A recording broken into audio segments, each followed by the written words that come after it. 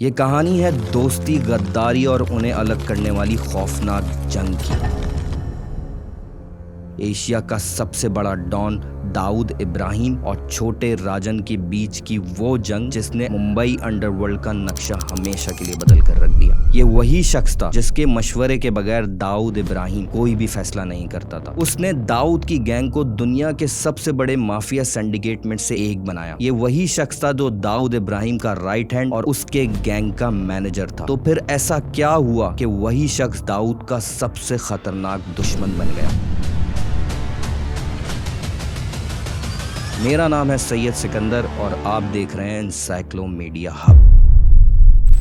लोग जानते हैं, सारी दुनिया जानती है कि जब से ब्लास्ट हुआ हम लोग दोनों अलग अलग।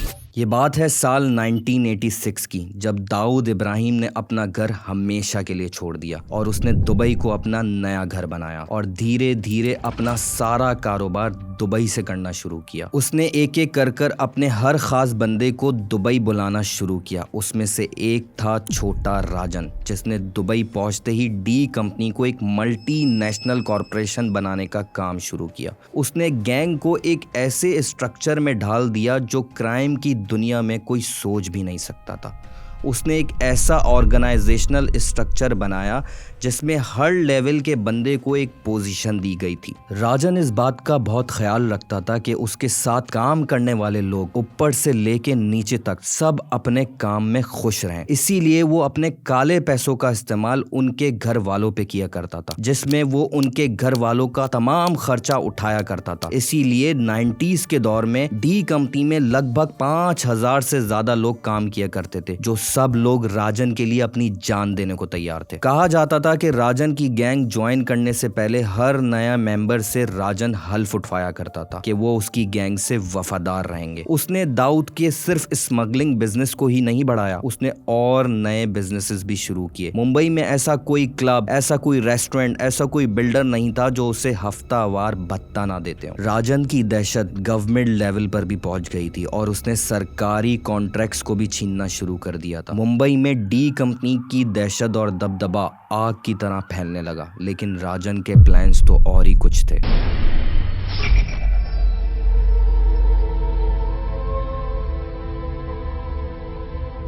राजन ने दाऊद की मुस्लिम पहचान का फायदा उठाते हुए मुस्लिम कंट्रीज के माफिया से ताल्लुकात बनाना शुरू किए। दाऊद ये सब देखकर हैरान रह गया कि एक शख्स ने उसकी गैंग को आसमान की बुलंदियों तक पहुंचा दिया। दाऊद ने उसको अपने गैंग का मैनेजर डिक्लेयर किया। हर छोटा बड़ा फैसला उसके मशवरे से लिया जाने लगा। राजन की मंजूरी के बगैर अंडरवर्ल्ड में कोई भी डील फाइनल नहीं होती थी, लेकिन राजन ये बात नहीं जानता था कि उसकी ये कामयाबी बहुत से लोगों के दिलों को जला रही है। एक तरफ था छोटा राजन, जो दाऊद इब्राहिम का राइट हैंड समझा जाता था, और दूसरी तरफ था छोटा शकील, जो दाऊद इब्राहिम का लेफ्ट हैंड था। छोटा शकील इन सारी चीजों से जलन महसूस करता था। वो नहीं चाहता था कि उसे हर फैसले के लिए छोटा राजन की परमिशन लेनी पड़े। इसीलिए उसने कुछ लोगों के साथ मिलकर दाऊद इब्राहिम के कान भरना शुरू कर दिए। शुरू में दाऊद इब्राहिम उनकी हर बात से इनकार करता रहा, लेकिन फिर कुछ यूं हुआ। इब्राहिम पार्कर के कत्ल का बदला हुआ कुछ यूं था। दाऊद के दुश्मन अरुण गावली ने उसकी प्यारी बहन हसीना पार्कर के शौहर का कत्ल कर दिया था, जिसकी वजह से दाऊद बहुत गुस्से में आ गया था और वो सोच रहा था कि इसका बदला राजन जरूर लेगा। लेकिन काफी अरसा गुजर जाने के बाद जब राजन ने कोई एक्शन नहीं लिया, तो छोटे शकील ने इसका फायदा उठाते हुए दाऊद को कहा कि मैं उसके कत्ल का बदला लूंगा। फिर कुछ यूं हुआ कि 12 सितंबर 1992 को जे हॉस्पिटल में गोलियों की बारिश हुई। पहली बार AK-47 से 500 से ज्यादा राउंड फायर किए गए। उस रात कई लोग अपनी जानों से हाथ धो बैठे। इस बात का राजन को बहुत दुख हुआ। अचानक उसे अपने ही गैंग में पराया सा महसूस करने लगा। छोटा शकील उसे अपनी गैंग मीटिंग्स में काफिर कहना शुरू कर दिया। लोगों का उस पे से भरोसा उठना शुरू हो गया, क्योंकि वो एक हिंदू था। लेकिन अचानक कुछ ऐसा हुआ जिसने राजन की जिंदगी को हमेशा के लिए बदल के रख दिया। दाऊद की एक पार्टी में जाने से पहले उसको एक कॉल रिसीव हुई, जिसमें उसे कहा गया, भाई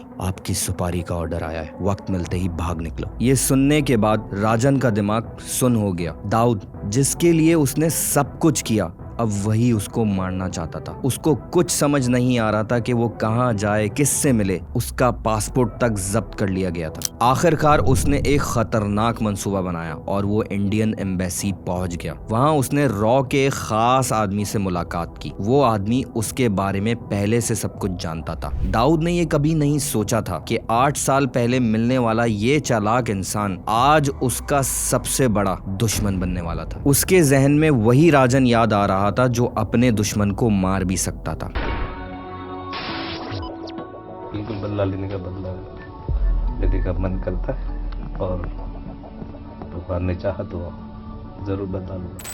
1979 में मुंबई पुलिस ने उन लोगों के खिलाफ एक्शन लेना शुरू किया जो सिनेमा हॉल के बाहर टिकट को ब्लैक किया करते थे। एक मर्तबा सरकारी सिनेमा हॉल के बाहर मुंबई पुलिस ने लाठी चार्ज किया। सब गुंडे भागने लगे। उन्हीं में से एक वापस पलटा और उनकी लाठी छीनकर सबको मारना शुरू कर दिया। उस अकेले ने 5 से ज्यादा पुलिस वालों को जख्मी कर दिया। ये शख्स चुंबर का राजेंद्र था जो स्कूल की पढ़ाई छोड़कर मुकामी गैंग के साथ छोटे मोटे जराइम किया करता था। लेकिन इस एक वाक़े ने उसके लिए मुंबई अंडरवर्ल्ड के दरवाजे हमेशा के लिए खोल दिए। यहीं से उसकी मुलाकात होती है राजन नैयर से, जो खुद को दाऊद इब्राहिम का खास एजेंट बुलाता था। राजेंद्र भी अपने आप को राजन कहता था, इसीलिए उसका नाम छोटा राजन और राजन नैयर का नाम बड़ा राजन, उसका गुरु, उसका मास्टर। लेकिन ठीक 1 साल बाद अब्दुल कांजू ने धोखा देकर बड़े राजन को मार दिया।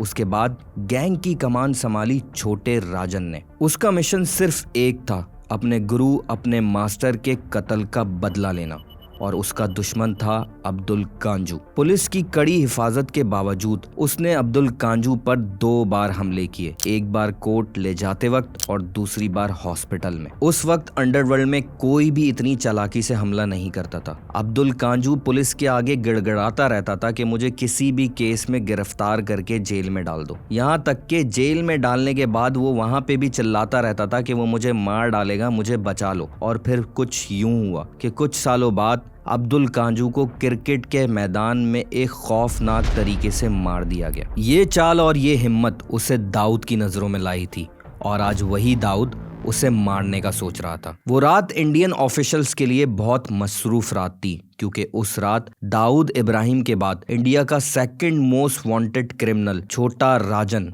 उनके पास खुद चल कर आ रहा था। सारी रात इंडियन ऑफिशियल्स ने छोटे राजन से सवाल जवाब किए। छोटे राजन ने कहा, मैं दाऊद इब्राहिम के बारे में सब कुछ जानता हूँ और मैं सारी डिटेल्स आपके साथ शेयर करने को तैयार हूँ, लेकिन एक शर्त पे। छोटे राजन का कहना था कि मुझे मुल्क से बाहर भेजा जाए। उसकी ये तजवीज़ मान ली गई और उसको एक जाली पासपोर्ट के जरिए बैंकॉक भेजा गया। बहुत सालों तक वो बैंकॉक में रहता रहा और धीरे धीरे अपनी नई जिंदगी में ढल गया। लेकिन मुंबई में अभी भी उसका गैंग एक्टिव था। दाऊद और छोटे राजन के गैंग के लोग एक दूसरे के अहम लोगों को मार रहे थे। मुंबई की सड़कें जंग का मैदान बन गई थी और वहां की गलियां खून से ढक गई थी। इधर आराम से जिंदगी गुजार रहे राजन के घर पे एक बार हमला होता है। बहुत सालों की मंसूबाबंदी और तहकीकात के बाद आखिरकार छोटा शकील उसे ढूंढ निकालता है। इस हमले में उसके सबसे जरूरी शख्स को मार दिया जाता है।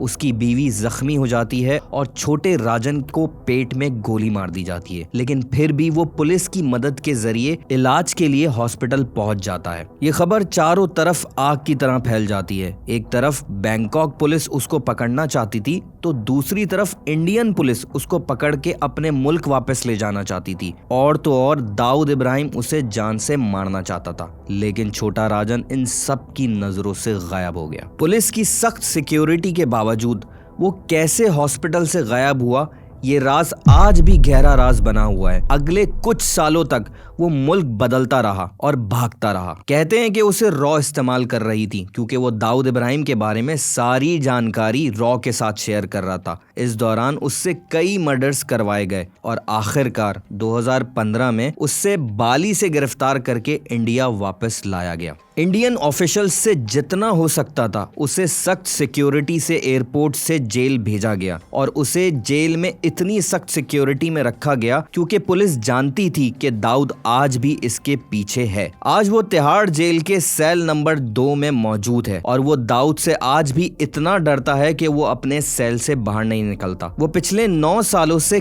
किसी से भी नहीं मिला है, ना ही किसी ने उसकी आवाज तक सुनी है। लेकिन हाल ही में एक जर्नलिस्ट के मर्डर की वजह से उसको उम्र कैद की सजा सुनाई गई। इस दौरान मीडिया में उसकी कुछ पिक्चर्स वायरल हुई तो लोगों को पता चला कि छोटा राजन आज भी जिंदा है, लेकिन वो अपनी जिंदगी दाऊद के डर में गुजार रहा है। दाऊद और राजन के बीच की ये जंग सिर्फ एक गैंग वॉर नहीं थी, बल्कि एक ऐसी दोस्ती के खत्म होने की दास्तान थी जो कभी ना भूलने का सबक छोड़ गई। छोटा राजन आज तिहाड़ जेल के सेल नंबर 2 में मौजूद है, लेकिन उसकी कहानी आज भी अंडरवर्ल्ड की दुनिया में गुनगुनाई जाती है। तो ये थी छोटे राजन की कहानी जो आपको हमने सुनाई। अगर आपको ये कंटेंट अच्छा लगा तो इस वीडियो को लाइक करें, कमेंट करें और चैनल को सब्सक्राइब करें और हमें बताएं कि हम और किस अंडरवर्ल्ड डॉन के बारे में वीडियोस बनाएं ताकि हम आपके लिए और मजीद कंटेंट लेकर आ सकें। मिलते हैं हम अपनी अगली वीडियो में, तब तक के लिए अल्लाह हाफिज।